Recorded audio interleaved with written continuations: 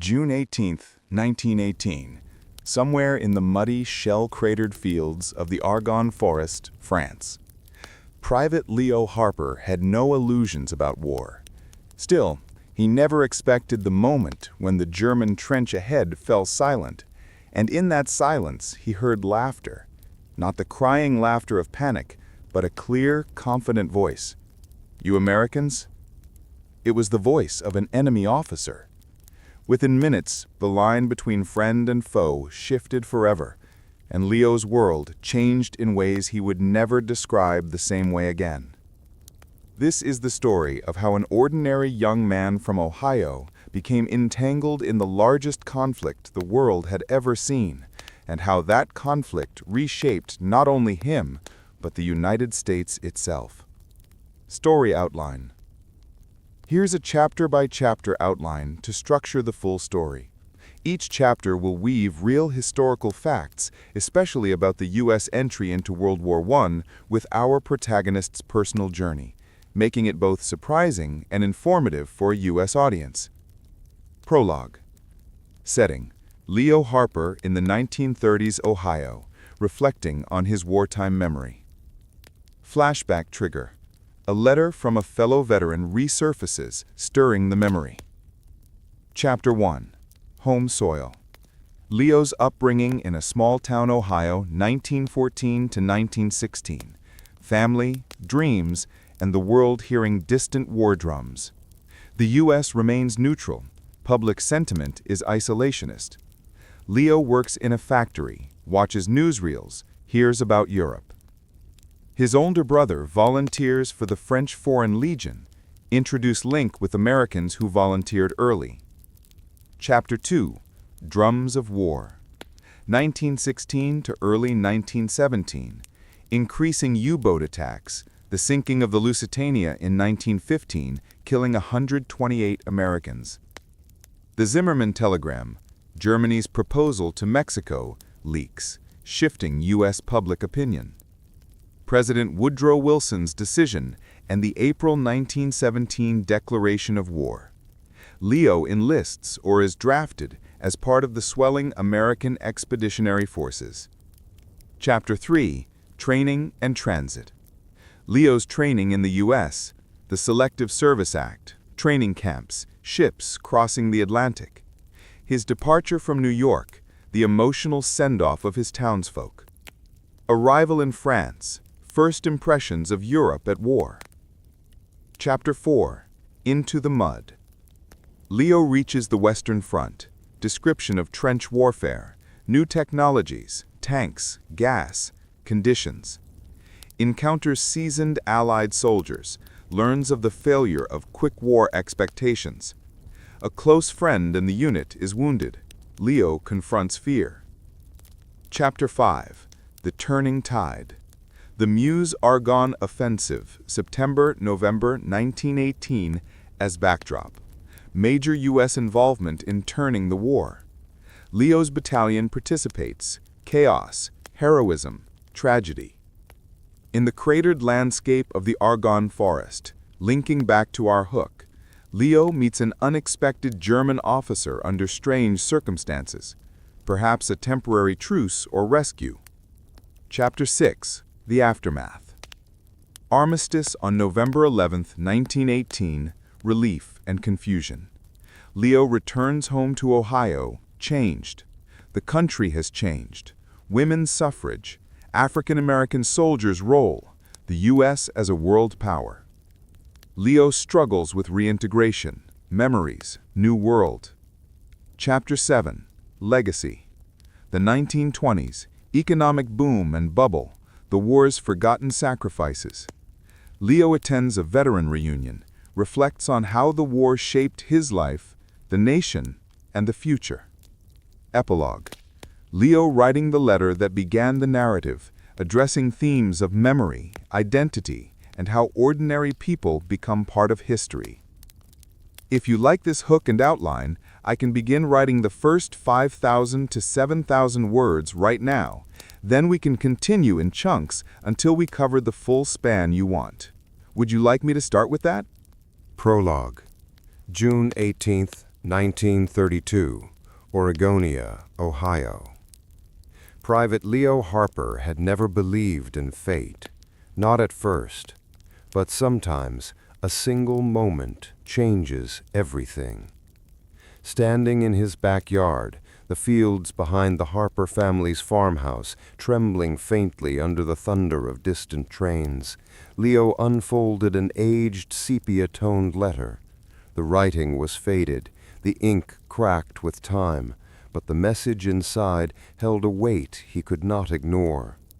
It was from an old comrade, someone he thought lost to history, reminding him of the forest, the mud, the quiet voice of an enemy he once encountered beneath the shells.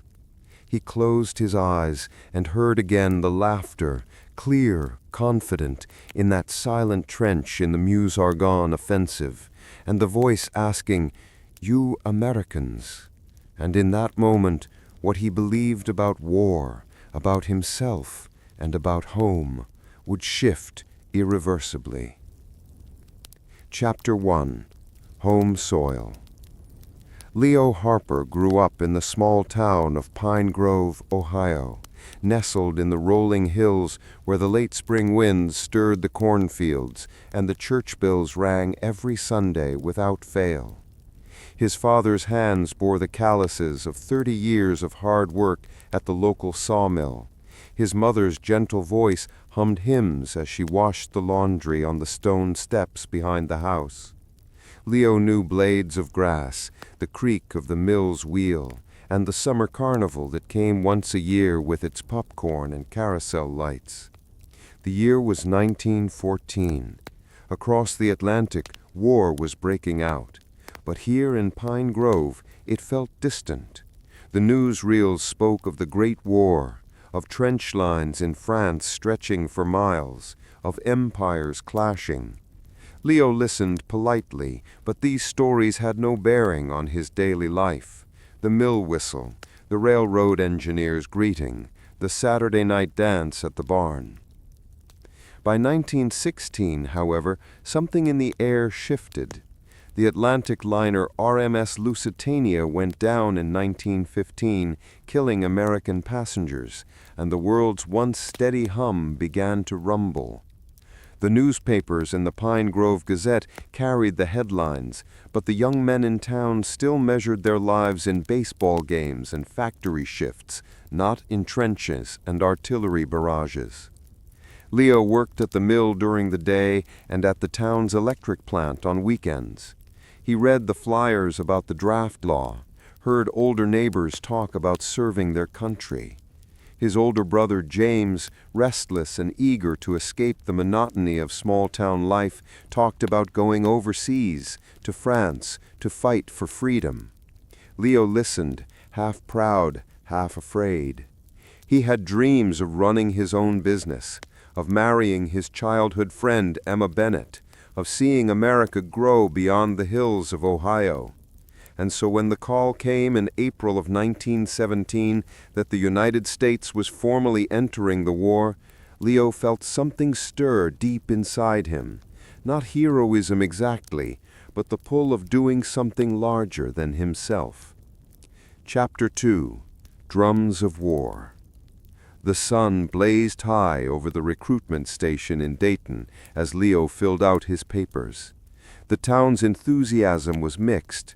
Flags fluttered in front of storefronts, but underneath the smiles were quiet fears of the unknowns ahead, of leaving behind farms, families, the familiar. President Woodrow Wilson's call to make the world safe for democracy echoed on the street corner speakers. Leo signed the papers, handed over his civilian clothes, and watched the changing reflection in the mirror. The stiff collar of his new uniform, the brass buttons glinting in the August sunlight. Training camp, Camp Campbell and Camp Shelby were miles away, the grounds alive with whistles, bugles, the routine of drilling. Leo learned to march, to load rifles, to live on meager rations. The instructor spoke of trench warfare, of gas attacks, of the need for endurance more than glory. When the draft shepherded thousands of young men into the ranks, the U.S. Army found itself rushing not only men, but also experience. Many soldiers would arrive in France cold, untested, and heading into one of the most brutal conflicts in human memory. When the transport ship left the New York harbor for France, Leo stood on deck, the skyline shrinking behind him, the Atlantic swell rising. He felt both a thrill and a dread. Europe awaited. Fields scarred by exploding artillery, forests stripped bare, the wounded and the dying walking evidence that war was no abstraction. He clutched the letter his mother had pressed into his pocket. The address back home, a promise of return, a hope he dared not name out loud. If you like how this is shaping up, I'll continue with the next portion, say 3,000 to 5,000 words, moving into Chapter 3 and beyond. Would you like me to proceed? Chapter 7. Legacy. The 1920s rolled in with swing bands, Model Ts, new skyscrapers, and the ever-present shadow of 1914 to 18. Leo listened to the jazz drifting from the city, read newspapers about booming stock markets and new consumer goods, but he carried a memory of silence and shells. In Pine Grove he married Emma, with simple hopes, a home, children, work, normalcy. But normalcy had been redefined. Conversations changed. His neighbors spoke of the war sometimes, but rarely the trenches. They asked about the medals, but not about the nights. Leo joined the local veterans organization, the Post of the American Legion, which had been founded by returning soldiers in Paris and later organized in the States. The Legion advocated for veterans' rights, compensation, jobs, and recognition. He served on the board, helped younger men who had returned from service, and urged the town to remember. When assemblies in town schools asked him to speak, he said, "War changes you, and it changes those who wait for you." He would pause, looking at the row of corn beyond the schoolyard, and ask younger students, "Do you know why this field matters?" As the years passed, the country's vision of the war evolved. Memorials were erected, and November 11th, the date of the armistice, was set aside to remember. Parades were still held, cities flagged, but the men who had been doughboys faded into history. Leo watched children grow up, wars happen again, the world shift as fast as technology made it. In his later years, oftentimes he sat on the front porch of his farmhouse, his boots quietly resting, his eyes on the horizon. When friends asked him what war taught him, he said, "You learn how thin the line is between what you expect and what you live. And you learn that coming home doesn't mean you're the same, just that you're back." He saw the legacy of his service not in the medals or the parades, but in the promise that the next generation might grow up in a more peaceful world. He taught his children that memory matters, even the ugly parts, because forgetting is what allows mistakes to repeat. Leo lived long enough to see the 1930s, the Great Depression, and even glimpsed the world edging toward another great conflict. When the younger veterans groups marched, he joined the crowd and watched, quietly saluting. And in the quiet of twilight, as the stars came out over the Ohio fields, Leo Harper let the memory rest, not with triumph, not with bitterness, but with resolve that his story and the story of millions like him should be told, that the war mattered, that the boys from Ohio mattered, that America's place in the world had shifted, and with it, the lives of ordinary men became part of something larger. Chapter 4. Into the Mud. When the transport train finally disgorged Leo and his comrades near the front lines of France, there was no fanfare, only the clatter of steel wheels, the dull roar of heavy industry, and the overcast sky. The countryside they stepped into was not tranquil fields, but shattered terrain. Forests stripped bare, fields churned into mud, Shell craters pooled with cold water, and the scent of cordite hung in the damp air. Leo squelched his way through the mud toward the front, boots sinking, every step uncertain. He had been trained, yes, but nothing in those camps could mirror this. The coughing of men in gas masks, the hollow echo of distant explosions, the wires and boards of the trenches tangled through the wreckage of what once might have been a road or forest path. When he arrived at his unit's trench, a junior sergeant said, "Welcome to hell, boys. We move at dawn." Within the narrow confines of the trench, Leo saw faces from Ohio, Michigan, Tennessee, young men like himself. Some laughed nervously, some stared blankly. Many had yet to fire their rifles in battle. Their first night was restless. The Germans across no man's land lobbed shells that whined and crashed, sending earth flying overhead. Leo, lying in a dugout, first realized how small and fragile he was in this vast war. The ground trembled, the trench walls seeped, rats scurried, and sleep, when it came, was a fitful thing. Morning dawned in gray light. The men marched up to their firing step. Leo saw the enemy lines, thick wire entanglements, machine gun nests tucked into pillboxes, and behind them the high ground of the Meuse-Argonne Offensive region. These were not naive positions. The German defenses had been built for years. Warfare History Network, +3. ArmyHeritage.org, +3. Army.mil, +3. As day after day passed, the conditions worsened. The weather turned, rain lanced down, trenches flooded, boots sloshed through mud so deep men joked they were wading waist deep. The water in the shell holes was contaminated. Food was cold. Gas masks sometimes came down even when no gas could be seen, just the fear. WorldWar1letters.wordpress.com.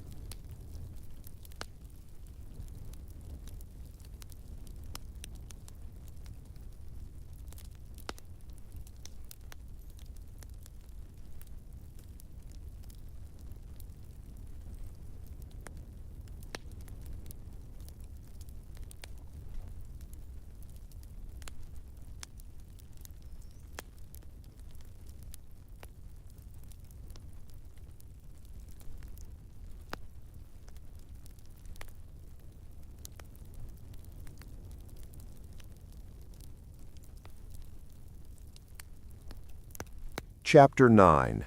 America Transformed. The war, Leo realized, had changed more than him. He watched how America changed from the inside.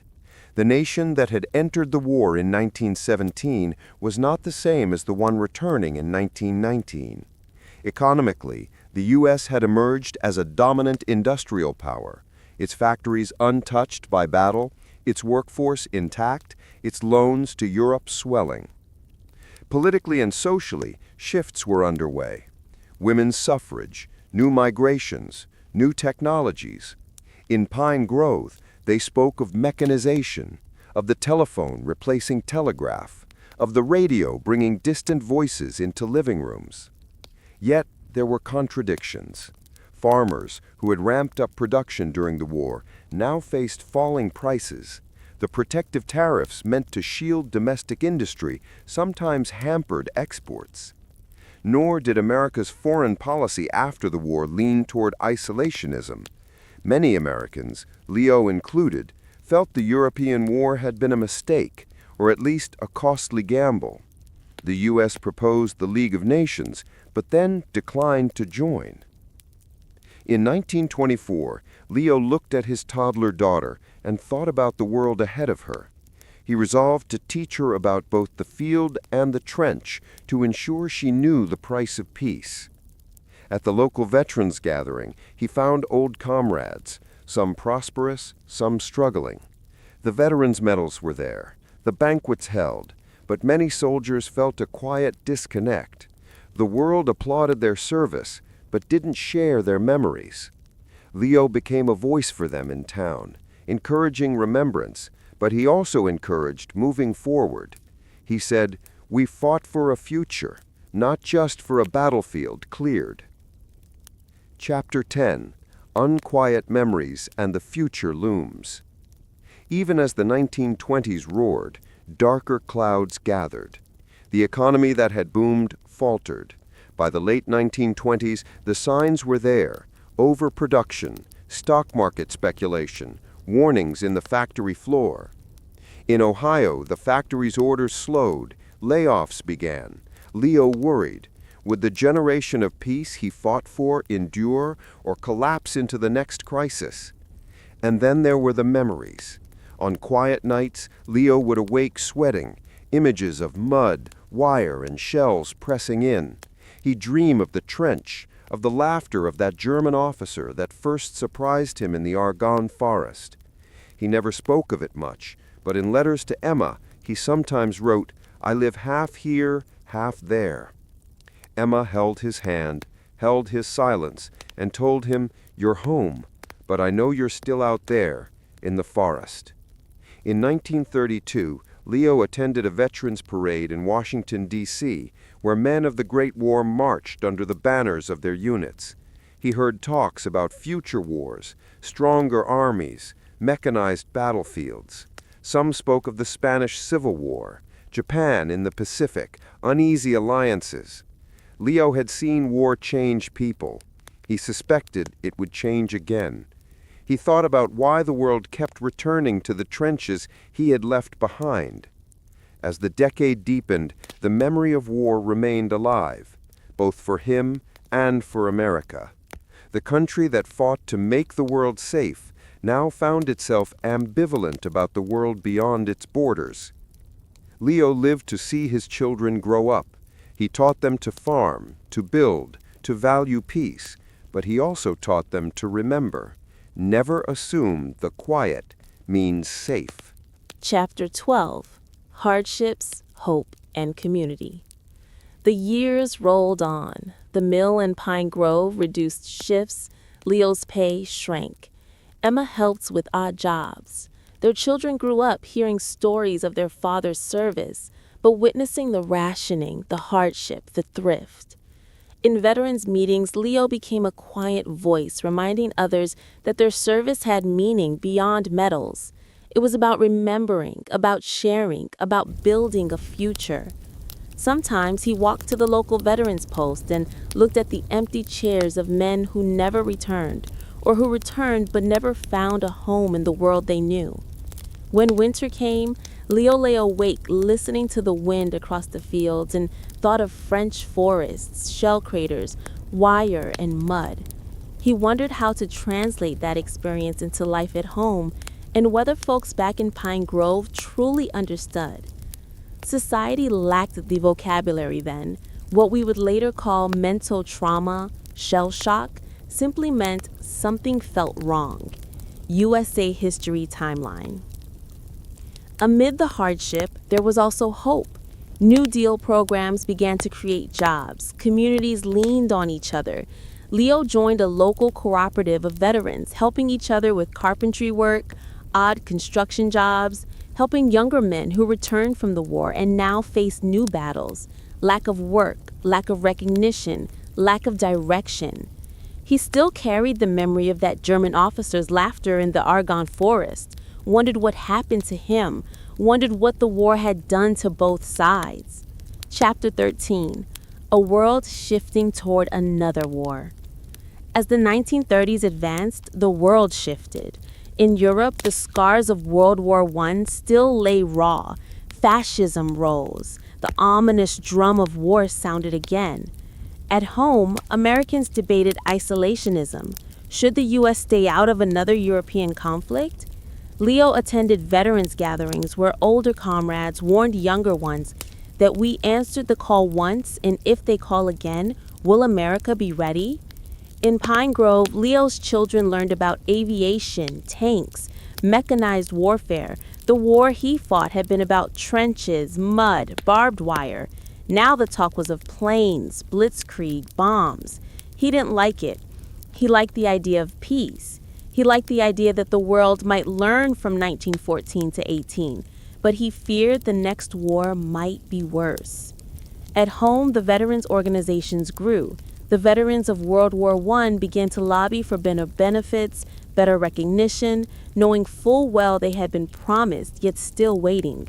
Leo realized his own story, the one of the Ohio boy in France, was also the story of America's transformation, from isolation to global engagement, from novice soldier to world power, and he felt both pride and caution. Chapter 14. Later Years and Reflection. By the early 1940s, Leo was no longer a young man. His hair was graying, his hands bore the marks of both the sawmill and the trenches. His children had grown, Emma still carried her quiet strength. On quiet evenings, he sat on the porch, looked at the cornfields, and thought, I returned from the war. I've built a life, yet I carry a trench in my mind. He visited the local veterans post for the annual remembrance of November 11th. He stood at attention. He saluted. He looked around at the younger veterans, some of them from the new war, some older ones like him. He thought of how the world had changed. The U.S. now had an air force, atomic thoughts, global alliances. The place he had as a small-town American was now part of something larger. And yet in quiet moments, he still heard the voice in the Argonne forest, still felt the mud in his boots, still held the uncertainty of what he had done and what it meant. The war was over for him, but the war's effects never quite ended. Chapter 15. Legacy and the Final Turn. Leo Harper turned his gaze forward. He taught his children not just about farming and work, but about responsibility, to remember, to serve, to ask questions, and to hope. He told them the war made men strong, but home makes men human. Never forget either. America, his America, had changed. The veterans of 1914 to 18 had helped reshape it. Politics, society, global standing all shifted. But those changes poured through individual lives, through men like Leo who left the cornfields, crossed the Atlantic, faced the trenches, and came home. He realized his story was part of America's story, how ordinary men became part of something extraordinary, how small towns connected to world history, how the war's echoes lasted decades. On his final days, Leo sat by the window, watched dust motes drift in the sunlight, heard the wind in the trees, and thought, The fields I left are still here. So am I. And I remember. He pressed a photo of his unit in France into his daughter's hand and said, "Take care of this, and take care of the world." The war was long over, yet for the boy from Pine Grove, the memory remained like a scar and like a medal at once. For when the moment came, he answered.